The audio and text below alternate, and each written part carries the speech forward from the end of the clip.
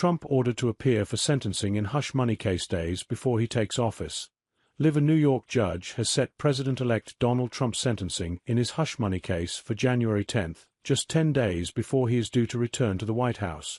Judge Juan Merchan indicated Trump wouldn't be jailed, but the extraordinary development puts him on course to be the first president to take office convicted of felony crimes. In a written decision, Merchan said he would sentence the former and future president to what's known as a conditional discharge, in which a case gets dismissed if a defendant avoids rearrest. Meanwhile, House Speaker Mike Johnson has been re-elected at the start of the 119th Congress. Despite having the full-throated endorsement of President-elect Donald Trump, the Louisiana representative struggled in the initial round of voting given the tight majority Republicans hold over Democrats in the lower chamber. After the first alphabetical roll call, 7 Republicans remained silent and 3 voted for other members of the party. When called again, the 7 then voted for Johnson. Johnson, with the help of Trump, was able to flip the votes of Representatives Ralph Norman and Keith Self, which gave him the 218 votes he needed to win. Key points. Hush money judge orders Trump to be sentenced on January 10 days before inauguration. Mike Johnson remains House Speaker after Republican holdouts flip votes at last minute. Johnson makes spending commitments to placate holdouts ahead of crucial Speaker vote. Republican rebel: "You can cut out my fingernails. I am not voting for Johnson." Analysis: Mike Johnson may be the Speaker, but Democrats will still have power. You cannot change the truth, and you cannot silence us. Cheney claps back at Trump over January 6 committee's work. Friday, January 3, 2025, 22:57. Oliver O'Connell. Former Republican Rep Liz Cheney has clapped back at Donald Trump over his ranting Truth Social post calling her totally corrupt, following her presidential award for putting country over party and joining the House January 6 committee to investigate the Capitol riot. Here's what she had to say in response to the president-elect. "Donald, this is not the Soviet Union. You can't change the truth, and you cannot silence us. Remember all your lies about the voting machines, the election workers, your countless allegations of fraud that never happened? Many of your lawyers have been sanctioned, disciplined, or disbarred. The courts ruled against you, and dozens of your own White House, administration, and campaign aides testified against you. Remember how you sent a mob to our Capitol and then watched the violence on television and refused for hours to instruct the mob to leave. Remember how your former vice president prevented you from overturning our republic. We remember.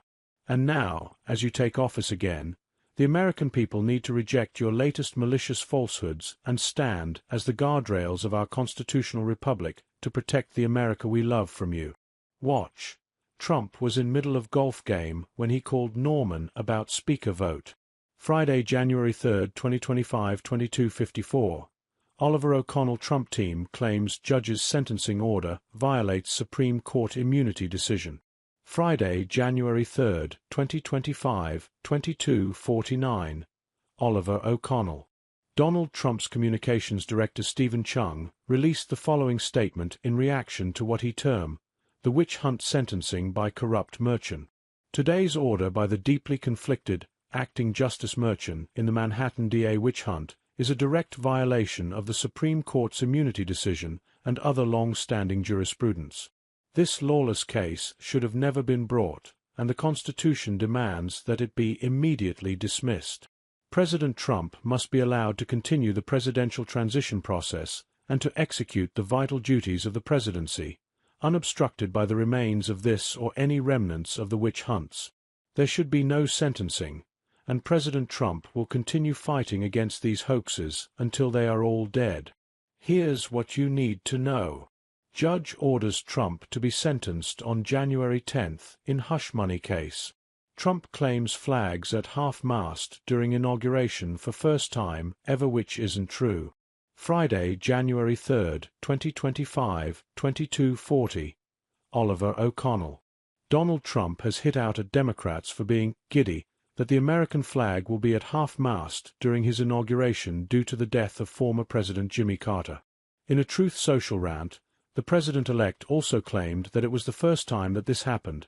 However, then President Richard Nixon ordered flags lowered to honor predecessor Harry Truman, who passed away in December 1972 ahead of Nixon's second inauguration in 1973.